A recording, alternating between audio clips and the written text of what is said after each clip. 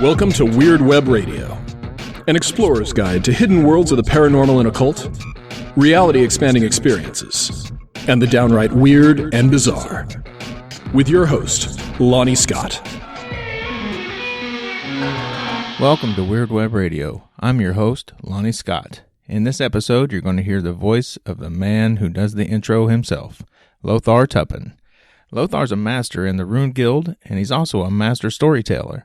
In fact, Lothar is a very good friend of mine, and he also happens to be my mentor in the guild. In this episode, we're going to cover a pretty close range of topics. We start off digging into animism and his very deep thoughts on that, what he thinks about magic, how he got into runes and the guild itself, and really challenges people to go a little bit deeper with what we think about magic, ancestors, and even animism. And you may think you know what it is, but give this a chance and find out just how little you may have scratched the surface of the possibilities.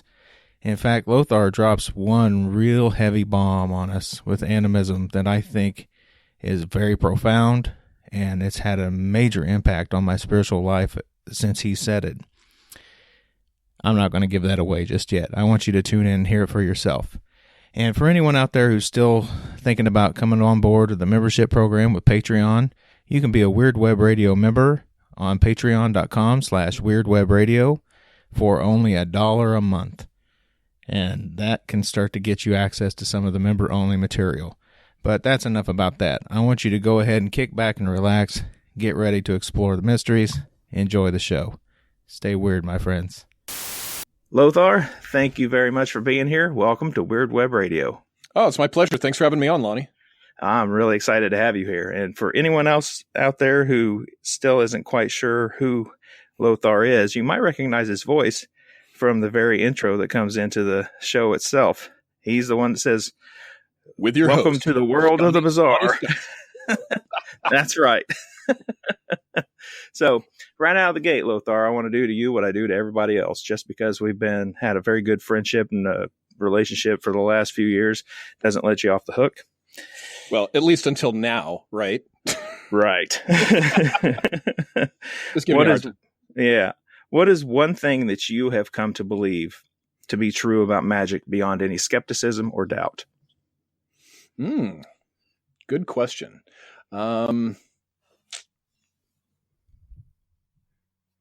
Okay, this is going to be a weird answer. That doubt will always be there throughout my whole life, but also so will the deep belief, because it's part of who I am.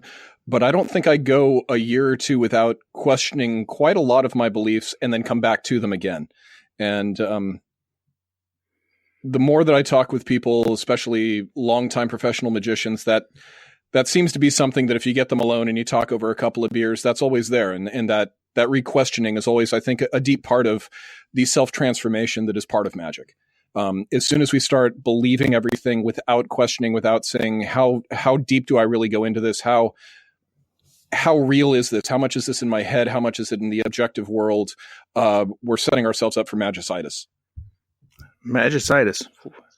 What exactly is magicitis? That is an old term I first heard in the 80s because I'm an old crusty guy, and it was the concept that any practicing magician who starts believing their own BS. They start thinking that they are the powerful person that can control everything in the world, that everything is magical, that every little thing that happens has some sort of meaning.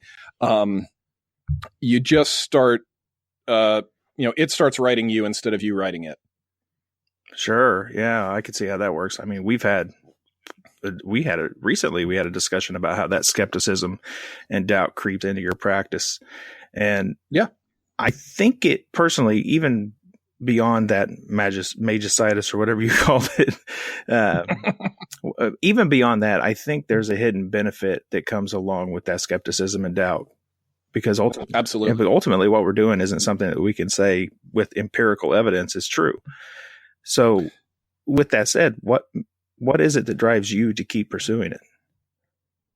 Well, it's interesting because when you were just mentioning that before you just asked your question, I think these two will dovetail together. Is the doubt also comes in from an artistic point of view of, I'm also a voice actor, I'm a writer, I make audio dramas, I'm a storyteller. And part of the doubt is continually saying, how can I be better? Is what I'm doing really good? Where can I make this better? How can I improve my craft, my connection with truth, all of those sorts of things. So I think that doubt comes in if you're really honest about trying to be good at something. You're always going to question, how can I take this to the next stage? How can I correct any flaws in my own performance for myself, not necessarily how anybody else sees it? And that then ties into magic of why I do magic is the same reason why I do my art, because I am compelled to, and I would not be happy or fulfilled if I don't. That's kind of a weird answer, but it's also at its core, probably the most honest answer I could say, which is that I don't really have a choice. This is who I am. If I didn't do it, I wouldn't be true to me. Because there's even been times where I don't feel like I need magic to have my life be good, but in the sense of, getting a better job or living well. But I would not be happy living in the world that I am, in the relationship with the world in an animistic way, if I did not engage in magic. Excellent. Yeah. And I'm glad you brought up animistic way. How is your magical work or even your day-to-day life in the way it leaks into it? Where does animism play a role? Well, let's take a trip down the history of ideas and the history of definitions for a second, because animism is very popular right now. It seems to be getting a lot more play in the occult world and the spiritual world, which I think is fantastic. It's absolutely what needs to happen. There's a number of different shows and podcasts and people from different traditions that are championing animism. But what a lot of people don't realize is that this is not a word like blue that represents a specific spectrum in an objective sense. It is a word that was coined by a specific anthropologist in the early 20th century named Edward Tyler, who had a specific definition of it. And that has changed through academia. And it's come out of that realm to where we use it in an operant sense or in a lay sense in the pop culture. So originally, Edward Tyler's use of it basically just meant a religious belief in spirits. And he also was one of those proponents of social evolution, because it was coming again at that sort of post-Darwinist time period, to where you had animism that then went into polytheism and other types of barbarism that finally led to true religion that goes on. So it had that sort of almost Fraserian stamp to it. And and then you have people like another person named, I believe, Irving Hallowell, who then put more onto it, and it evolved over time. But basically, these are academic constructs. So when we use the word, it doesn't mean the same thing to everybody. And it has been going through a lot of different changes in both scholarship and in operant practice. There's a great book that I recommend for everybody out there called The Contemporary Handbook of Animism, which has articles and essays from everything from anthropologists and high academic, very dense, thick reading to ecologists, to native practitioners who are talking about their own practice. And it brings up, and this gets down to my definition of it, which is that it is all about relationship. It's not just belief in spirits or even the belief that everything is alive, but it's a dynamic process of how are you in relationship with things, with spirits, with other humans, because we are not separate from, if I'm in relationship with you and I'm in relationship with an ancestor spirit and I'm in relationship with a land spirit, there might be slightly different rules as to how those relationships manifest and how to fruitfully engage in those relationships. But it's the same difference of, well, Lonnie, my relationship with you is slightly different than my relationship with my wife and slightly different from my relationship with my coworkers. Not you're a duck and this other thing is a brick. And, it's not that sort of categorical difference. It's how is my relationship, that dynamism between the two, the relationship defines how it is acted. And so that's how I see animism. And that's also how it ties in with what a lot of people would see as the non-animistic aspects of magic, to where I'm still in relationship with what I'm doing with, whether it be a rune carving, whether it be a mantra chant or a Galder chant or or even a magical storytelling experiment, it's still, what is my relationship with what I'm interacting with? And so that's how I sort of approach everything. Nice. And the degree to the relationship is sort of how you're defining animism, just to make sure we're clear here. Yeah. I think I wrote something down that may or may not make sense to people. This is sort of like an end result of it. If I was doing a talk on animism, I would conclude with something along the lines of, the point isn't to ask if our tradition is animistic or non-animistic. The point is that animism is a dynamic process of relationships. And if one wants to be animistic, it has less to do with labels and more to do with how we choose to interact with our tradition, persons, and things we are in relationship with. And that ties a little bit back with that person Hallowell that I mentioned, because he's the first person in 1960 who coined a phrase which I know a lot of people have been using variations of this a lot in the magical communities, which is the concept of the other than human person. Yes, I've heard that several times. Right. That's been around since 1960 in academia. So that's where that came from, is actually from anthropology. And now it's made its way into the, for lack of a better term, the pagan lexicon. Yep, absolutely. Okay. And do you find that's why I'm bringing up this history, is just so that people realize there is a history of these ideas. They come from some place that is limited, and we need to be aware of that as we're using these things that sometimes people can think of as global universal truths that are words and terms that are made up by people. Sure. Sometimes from very different backgrounds than we are, and with very different prejudices than from what we have right now. Absolutely. And the term other than human persons, do you find that useful? Absolutely. Yeah, for a long time I used the term people just because there's that whole thing of like, cats are people too, dogs are people too, spirits are people too. But, people, person, semantics, definitely, yeah. And I've been pretty much a lifelong animist. I think my first interaction with animism was making friends with the monsters under my bed and in the closet, and had some very interesting transpersonal experiences of getting information from them. And I wouldn't have known for another 25 years that was a type of magical interaction, or at least a animistic spiritual interaction. It was just something that was going on in my head and gave me meaning, and I had value in it. And I just didn't tell anybody because it was my, imaginary friends. But they did actually bail me out of a couple things. So nice. Now, how much did you mention ancestral spirits in the discussion on animism? How much does ancestral work define your own work, your path? I wouldn't say it defines, but it is definitely a core element of, and it's actually due to ancestral work that was sort of thrust upon me, where I sort of stumbled into a wall that bloodied my nose, and the an ancestor spirit got me out of that and also led me to the Rune Gild. So I would not have found the runes or the Northern Mysteries or the Rune Gild without an ancestor spirit that was very present in my life in such a way that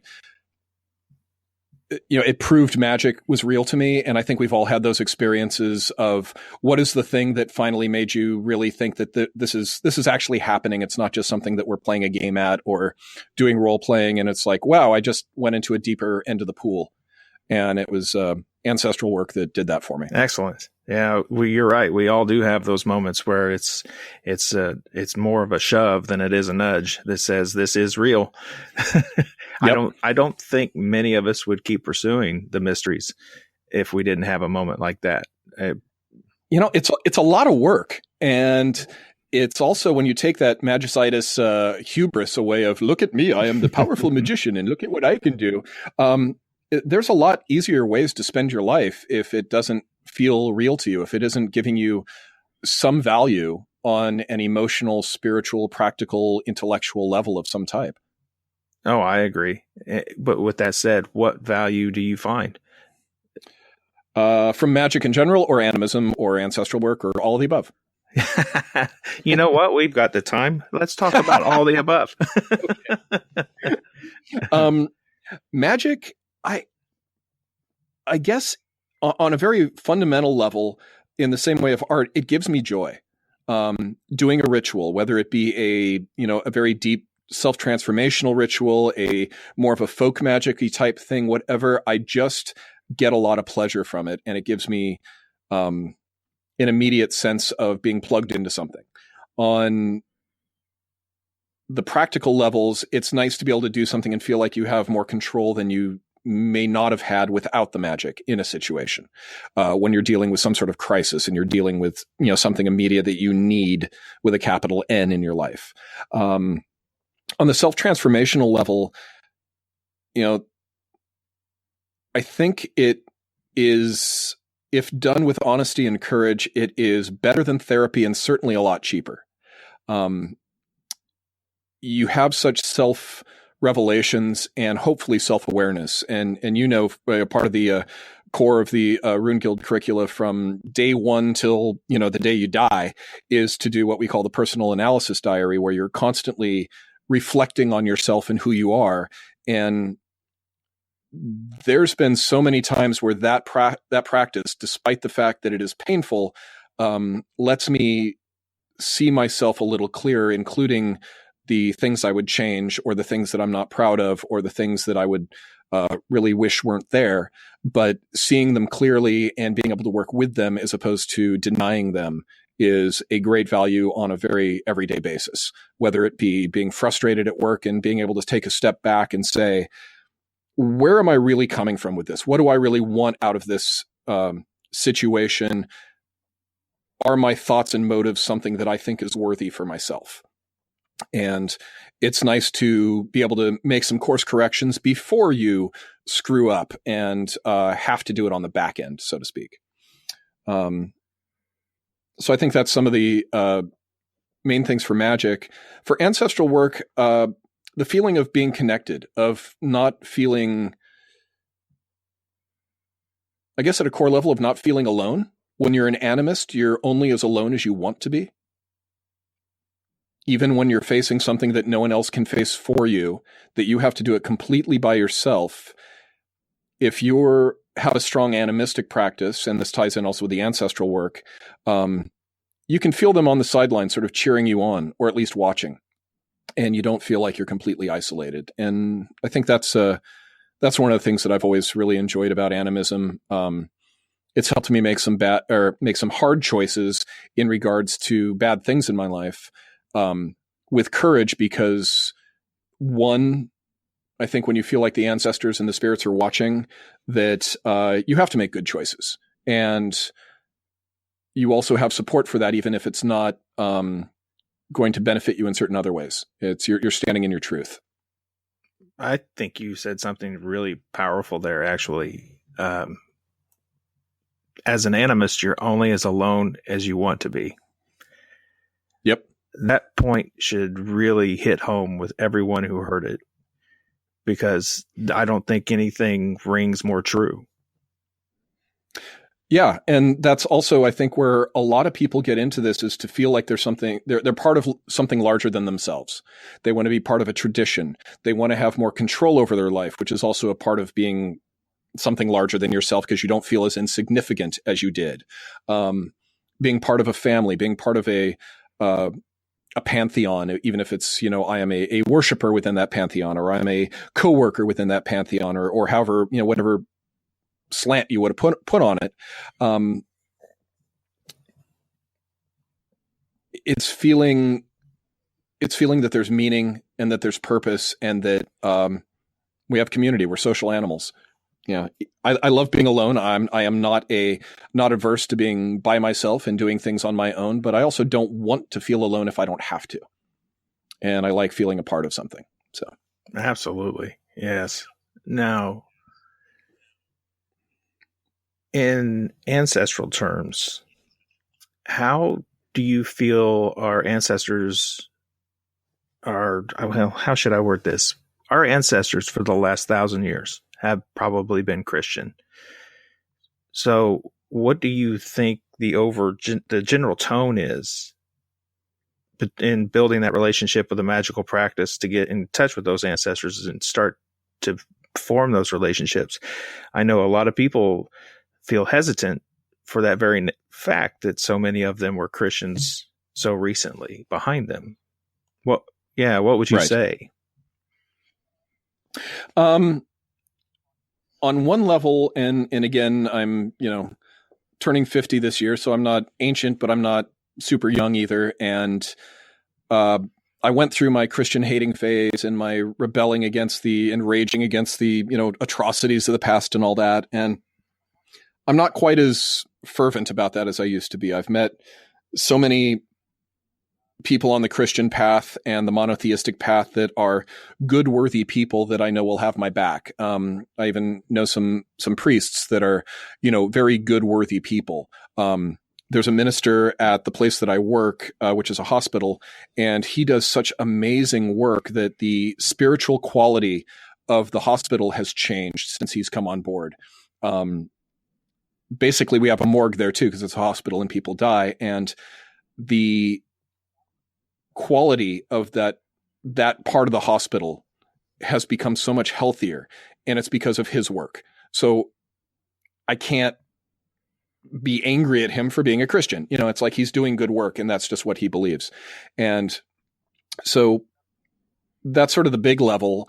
The more specific answer is everything is a case-by-case basis. And that's the other thing about animism, is that you can't just, say, oh, all those people that, all those musicians, I want to be friends with musicians. So I'm going to do this for every musician I meet. I'm going to approach it this way and be friends with them. No, each person is an individual, and each spirit is an individual. So it depends on each individuated form of consciousness as to what relationship you're going to have with them. And some might want to work with you and some may not. And that also ties in with something where I know a number of people who have had the same experience, but again, it's a very subjective thing, to where I'm sure there's people that have not had this experience, which is when someone dies, there is, depending on the cultural context, the amount of time that you are supposed to wait until you do work with them. That could be X amount of days, X amount of weeks. A very, common one that's sort of a safety way to do it if you don't know anything else is wait for a year and a day.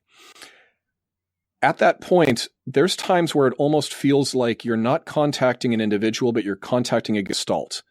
You're contacting a collective. And there might be times where a certain consciousness comes out of that collective and comes forward. And that's almost like the face that you're talking to, but you're really interacting with that collective. And then there's the whole deified ancestor spirit, which in the, the Germanic tradition, we might call the Allfather and the Disir. Which has a whole different quality. So I think there's a lot of different answers, a lot of different qualities, but the basic answer is it's a case-by-case basis. When my grandmother died, I was very, very close with her. She was also a born-again Christian from Church of Christ, which, if anybody's unfamiliar with the Church of Christ, they make the Baptists look lax and liberal. And when she died, I really wanted to work with her because I missed my grandma, and she was, we were very close our entire lives, and or my entire life at least. And I really missed her, and she did not want to work with me. That was not going to be something that she was going to do. And then about 5 or 6 years later, something changed wherever, that consciousness was at, and whatever her process was. And now she's a part of the gestalt that I can contact. And I feel her presence very strongly. Well, describing the relationship with the ancestral spirits with such definite terms, that communicating back and forth, how do you discern between communication from an ancestral spirit and your own desired outcome or fear in your own mind? Yeah, that comes back into that whole doubting yourself, and also questioning yourself, not just doubting, but saying, hey, how do I really know I'm doing this? And my first real operant spiritual training was in what most people would call neo-shamanism. And the quality of the type of neo-shamanism that I was learning, and my wife, who we've been together for 20 years now, she was my first teacher in this, and she did work with clients. So it wasn't just, hey, we're sitting here and we're doing this work and we're doing our own, navel gazing or self-transformational work or anything like that, or just journeying for our own purposes. We had to do journeys for other people. And if someone comes to your door for spiritual work, and I think you've experienced this probably a little bit as a hypnotist, people are desperate. They wouldn't be doing something that they would consider woo-woo or out of bounds or unusual unless they're either one, a tourist and they just want to experience it, in which case it's not really serious, or they're really in need of it because they're willing to suddenly do something that they normally would not do, which means there's pressure to actually come back with real valid information and real valid healing or whatever the effect is that you're going for. And so for a good 5 years plus, we had multiple clients a week and did this work. And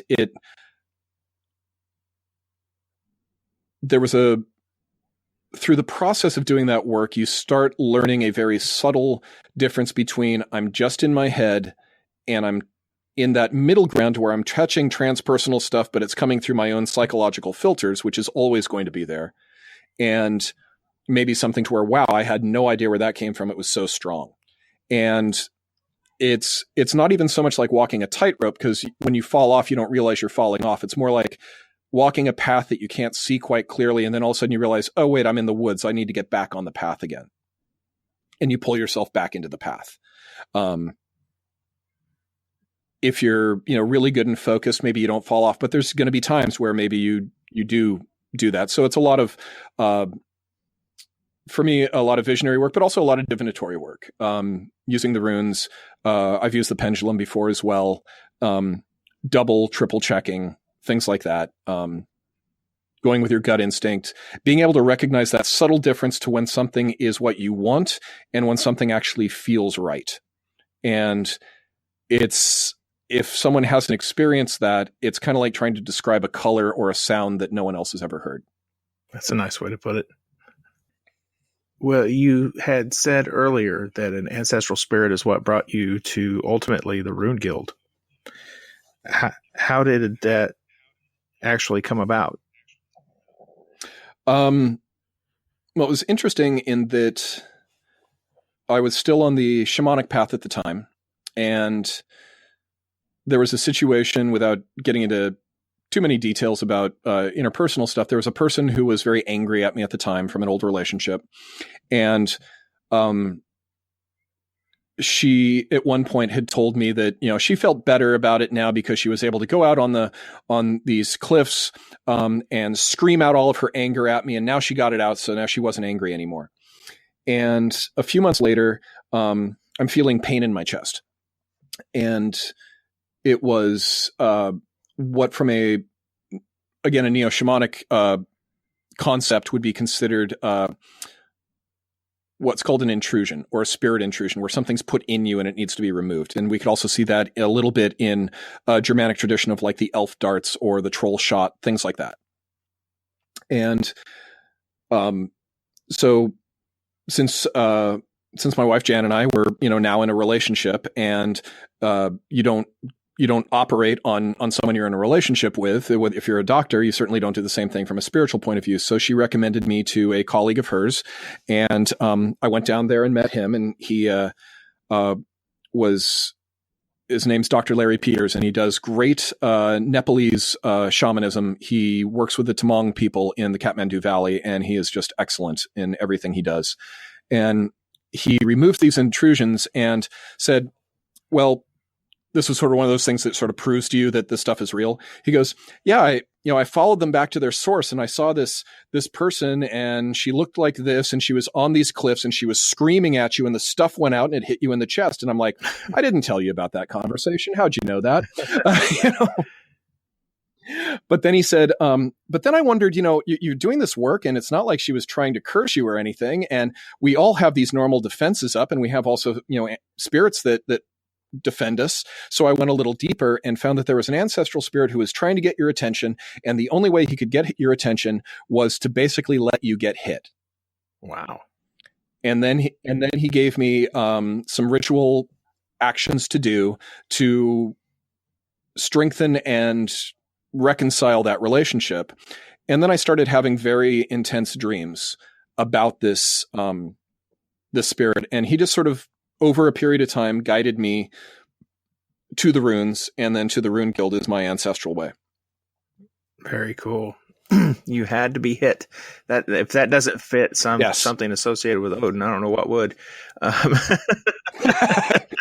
Yeah. Yeah. How many times do we make the joke? Oh, you got to hit me up beside the head with a frying pan, that sort of thing. Well, that was definitely obviously one of those Right. cases. So. Yeah. Now, for people out there who don't know what the Rune Guild is, how would you describe it? In fact, I would say there's even a lot of misconception about what the Rune Guild is. Oh, absolutely. I would say that the biggest thing that people need to realize is it is not a heathen organization, even though a number of us are heathens within that organization. It is a magical initiatory order, but it is more specifically a school. We structure ourselves like a old trade guild, where there is an apprentice and a journeyman and a master level. Only we call them learners, fellows, and masters. We don't force ideology. We do give a curricula and we give a philosophical basis that we all work within. But we have, and if people go to the Rune Guild website, they can, see sort of about the Rune Guild and what we are. And at one point we say, we don't dictate religious belief or political belief or ideological belief. We have people who are from every religious spectrum, every political spectrum. I know people who are very, some of my closest friends in the Rune Guild who are absolutely, the most responsible and worthy people I know who are atheists. And then there's people who are heathens. And then there are people who approach it from a philosophical point of view and people that are dedicated to Odin primarily.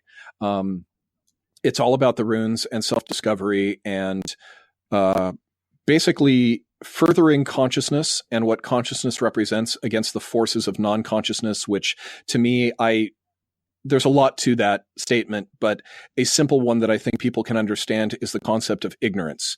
When you are ignorant, it's not a bad thing, but when you're willfully ignorant, and that leads to fear, people can make some very poor choices, and we can see that in the world around us. So that to us is that's more the form of non-consciousness, not just, someone doesn't know anything, they're horrible. It's that concept of, I don't want to know more because it's putting me out of my comfort zone, or I don't want to understand the other. I'd rather hate the other. That's that type of non-consciousness that we fight against. Excellent. And the rune itself, there's probably some confusion about what that actually is. How would you describe rune or runes to people? The concept rune and all the different linguistic variations of that word mean mystery. So this, again, one of the things that we are similar to in a way, at least in spirit, if not in actual form, is kind of like a mystery cult, the old Greek mystery cults, to where we are there for initiation and self-transformation and becoming more, I want to say holy instead of divine, because a lot of times when people say, oh, you want to become more divine, they think, again, that hubris thing of, we are going to become like gods and we will look down on everything and may have our power over the world. And really, it's more about trying to live a more sacred and holy way, however that's defined by the person. And not in a devotional sense, but truly being in sync and in tune with what is going on at what we call the gods.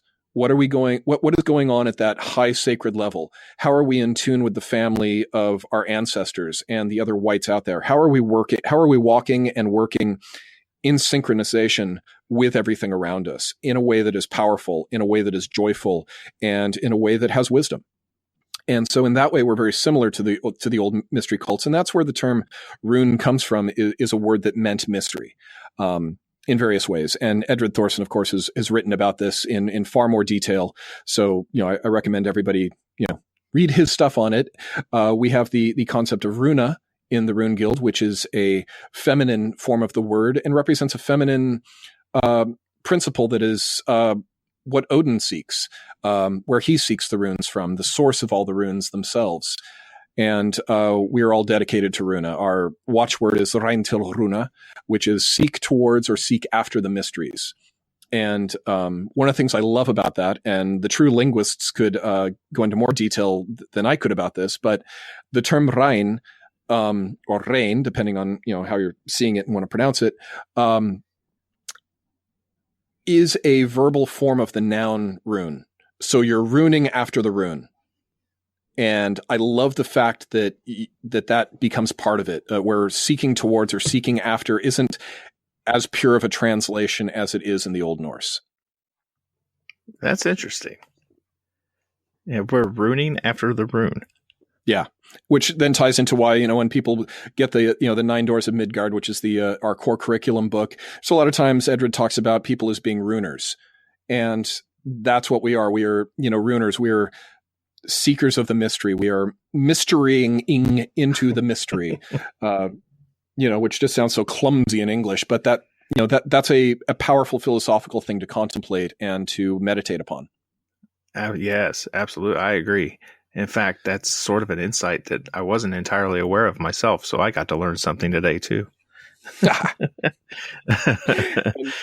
individual runes of the 3 historical rune rows, the Elder Futhark from the Proto-Germanic language, the Younger Futhark from Old Norse, and then the Anglo-Saxon or Anglo-Frisian Futhork from Anglo-Saxon, are emanations from that same source of mystery. And they are coded in cultural context of linguistics, phonemes, all the different ways that people communicate. So one of the aspects about using the runes is it is inherently tied into language, whether it be written or carved in a historical sense or spoken. And while each individual rune in whatever rune row someone is working with might have a specific meaning about an aspect of life or something in the world or whatever it is, they're all emanations of something much larger. And they can be used for operant uses. They can be used for divinatory purposes, or just a self-contemplation or philosophical contemplation. Now, there are those out there, and I see this discussion come up quite a lot, that say that we couldn't necessarily work with the Elder Futhark, that's tied into Proto-Germanic, and we can't attach ourselves to it for some reason. How do you respond to that? Well, then people... a couple of things. You could use it without trying to transliterate it into any language, in which case you're using just phonemes. And Edred wrote a book which is going to become available again fairly soon called Rune Song, where he breaks it down into a similar concept which has a common Indo-European idea of the concept of what some academics call seed words, which is where you put a vowel and a consonant together and you get a sound.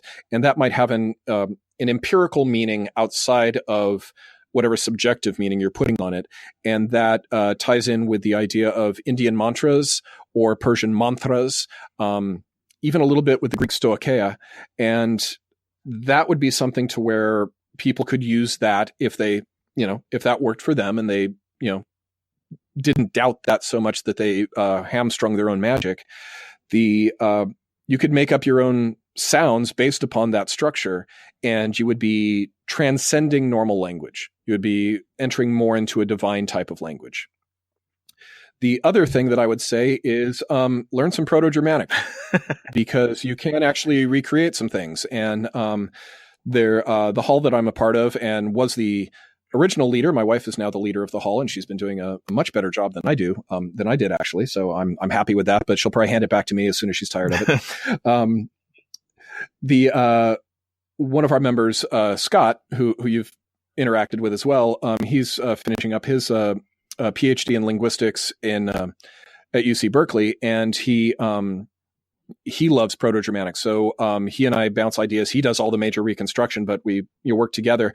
And that's something that we might have as a long-term goal, is putting some things together that people could use in Proto-Germanic. Well, that'd be very cool. Now, that's something you just don't see very much of. But something that, even though I wasn't able to conjugate in the way that needed to, I did an audio drama a couple years ago called The Sword of the Crimson Tatters. And it, on some levels, is very non-tradition specific. It is first and foremost, it's a fantasy show, and it's meant to be entertaining, because in my opinion, if you're doing a story and it's not entertaining, no matter what else you're trying to encode into it is a waste of time, because people should have a good time when they're hearing a story. So first and foremost, it's a sword and sorcery thing, but I did put a lot of real magical work into there, and some of the stuff is actually in Proto-Germanic, and I just didn't conjugate the verbs. So I would have a chant that would go off and do things, and if I just translated, it would say to know, to see, to hear is what I'm saying, but I'm saying it in Proto-Germanic. and chanting it in Proto-Germanic. You did bring up earlier, you just threw it out there in a string of things you were talking about, but you said magical storytelling. What separates magical storytelling from just your average story that can be quite magical anyway?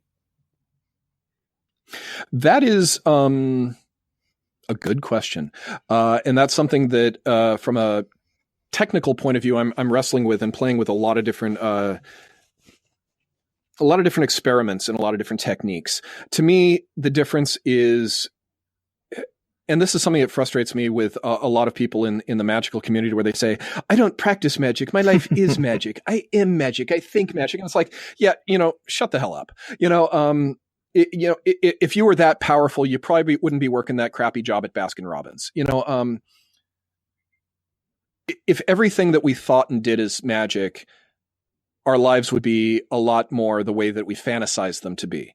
And anybody who's done a magic ritual and had to really feel that sense of need and had to fine tune their techniques and their practice to where I got good results with this, and that other way that I did it, I didn't get good results. And I have to keep getting better, and I have to keep working hard. And most really good experienced magicians will say something along the lines of, magic is not easy. This is not the easiest and most natural thing to do. This is one of the hardest things that you can do. And that then ties into me with magical storytelling, to where if on some level, yes, every story is magical, but I'll get back to this in a minute. I would actually say every story that affects someone is a true story. And I'll get to that in a sec. To me, a true magical story is something to where you're able to do something different than what you did, in the same way that I could go through a ritual performance as if I was just doing theater, and it wouldn't be magic. It would just be maybe some very interesting theater. And I could do the same thing with a story, and even if it caused an emotional response in people and had an effect on their lives, I wouldn't consider that magical unless I did magical techniques involved with that were geared towards a certain outcome. And it's more of a definitional distinction on my part than something that I think is a universal. That's just how I keep it straight in my own head as to what am I doing at this point or another.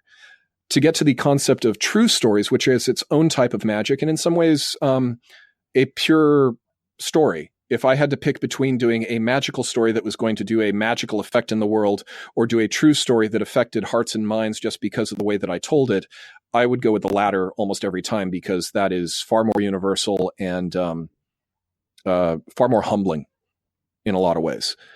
But what I mean by true, and this again gets back to a linguistic thing, the word true is etymologically connected with trust, with the word troth, which is a big thing for us in the heathen world, and also the word tree as something that stands firm. And now we see truth as just being something that means factual. It's not a lie, it's true. People say, is that a true story? They mean, is it a factual story? Did this actually happen? And to me, something that is true is something that stands firm when you put your back up against it, whether it be a tree or whether it be trust. You trust somebody because you know that they're going to be there for you. It's not just you have faith in them. You trust them usually because there's been a reason for you to be able to trust them. And so for me, a true story is that type of story or song or movie or whatever it is that you watch and you go, oh my God, this feels like it's talking directly to me. This is changing the way I see something. This is giving me the inspiration to do something I wouldn't have done otherwise.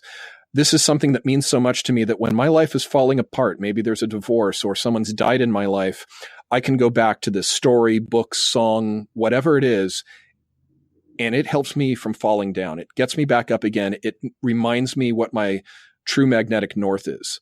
Those are true stories, no matter whether they've factually happened or not. Well, that makes sense. Yeah. I like how you say that a story that actually touches people is true. Yep. That plays very well into the realm of myth. Yes, absolutely. Well, what would you say are 2 or 3 values at the core of your work?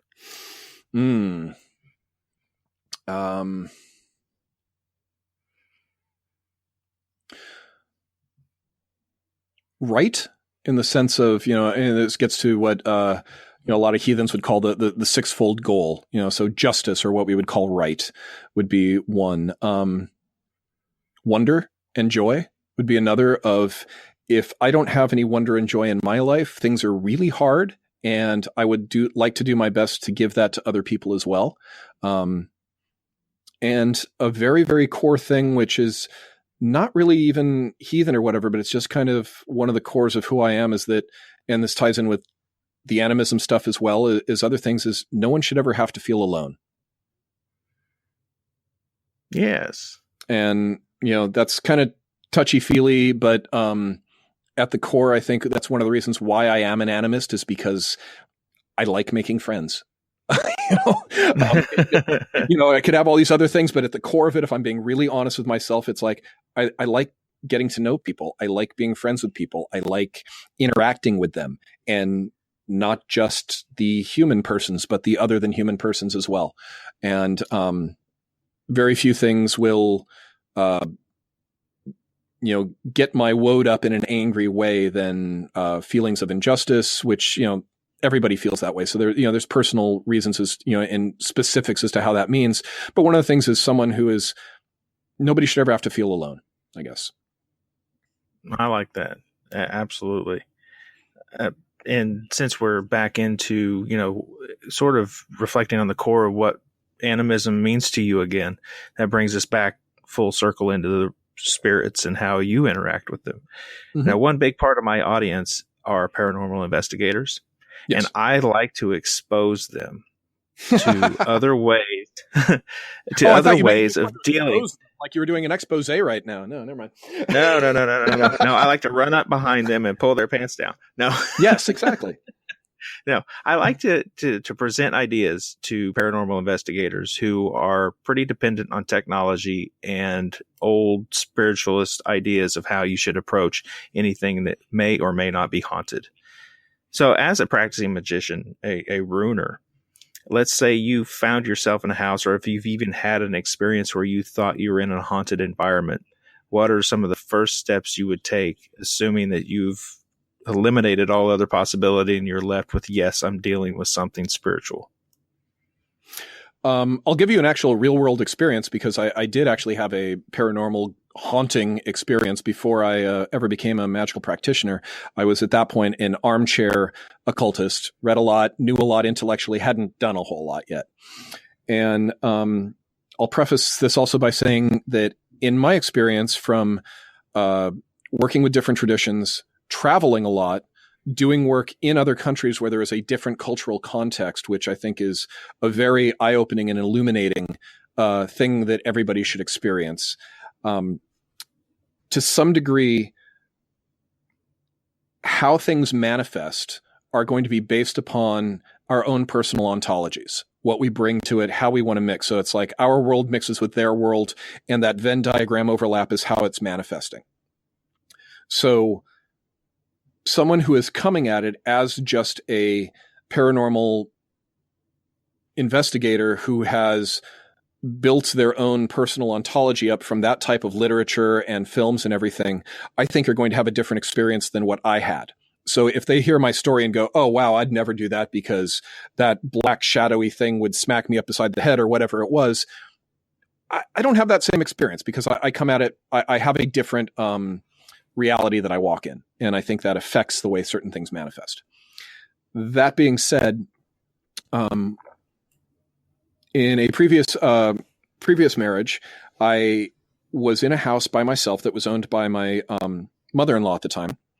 And the history of this house was that we were the first people who, outside of the family that built the house, that ever owned it or lived in it.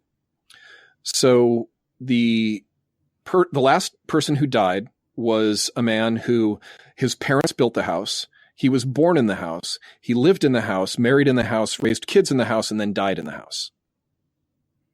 So I'm alone, and I'm working on a computer that's there I'm by myself, and it's probably about 7 or 8 o'clock at night. So it's just past dusk. And I had the stereotypical, everything just got about 5 to 10 degrees colder. Almost feel like you've got that fisheye lens, Hitchcock sort of feel of like zooming in and zooming out at the exact same time in your perception. And about 2 feet to my left, up above, was one of those opaque glass bowls that are part of the light fixture up above, that's sort of like that oval shape that then fits into the thing, and you've got the screws from all the different sides that you tighten it down. And that just dropped, like as if someone had undone the screws, and it came in, it shattered right next to me. So I, at that point I felt like, oh, he's here and he's probably angry that I'm in his house or whatever. And I didn't do anything at that point. One, again, I wasn't trained, but I also didn't, I was just like, oh, what a weird thing to happen. And this makes a nice story. And isn't this cool? I love horror movies and things, that I can now tell this anecdote. A little while later, we had a party there, and, we were in our, we were about 27, 28, all of us. So, old enough to feel like we're adults, but young enough we're still having wild parties and things like that. And about 6 or 7 of us all spent the night, or they all spent the night with us. And then we got up in the morning and we locked the door and we went out, walked to a local coffee shop and had breakfast. When we came back, the door was still locked. There was no evidence that anything had been broken in, and every single cupboard had been opened and then ripped off the top hinge as if someone grabbed the top of the open door and yanked on it really hard. And actually pulling the screws of the hinges out. And at that point I went, I should probably do something. I've read a lot. I should just get off my butt and do anything. And again, I'm alone in the house.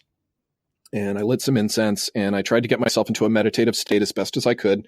And I just talked honestly and openly from the heart and just told him, look, we're here and I'm really hoping to, build a life, and I really love your home and I don't mean any disrespect, and just explained to him the situation and asked for, basically his blessing on being there, and everything changed. And there was times I even, sort of dreamt of what I saw him, and he was just sort of like, giving a thumbs up. And then when that marriage fell apart, I actually spent some time apologizing to him that it wasn't going to work out the way that I thought. And I apologized for not being able to follow through with what I said I was going to do. And again, I never had any bad experiences after that. Well played.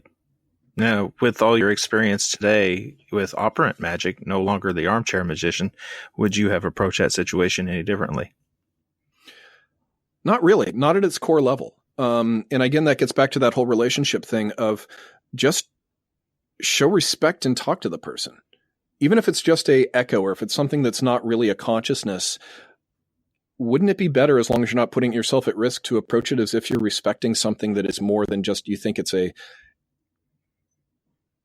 something non-animate? And I guess that's part of the biggest frustration I have with some of the things that I see, again, from the outside. So I might be, off base here, but when people talk about the echoes in the house or this or that, it's almost like they're talking about objects more than people or persons. And to me, that frustrates me as an animist, because I think that you're already setting yourself up to having a odd experience in that way. And that doesn't mean I have to see them as a full-blown conscious entity, because as a magician, we sometimes create our own small animistic entities that we can build into something bigger. So, we've all experienced that there's a sliding scale of just how animate is something that is animate.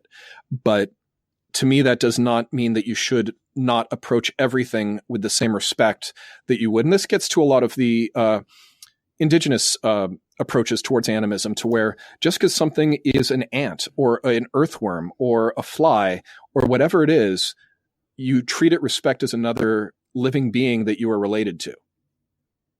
In the Germanic culture, we would say that, they were a white, and, or Old Norse of Weiter. And so are we. We are whites as well. And so, if I'm going to be, treat my dog or my cat or whatever pet I have with respect, why wouldn't I do that to another spirit as well? Very well said. Now, sadly, I have to make this distinction in today's climate and culture.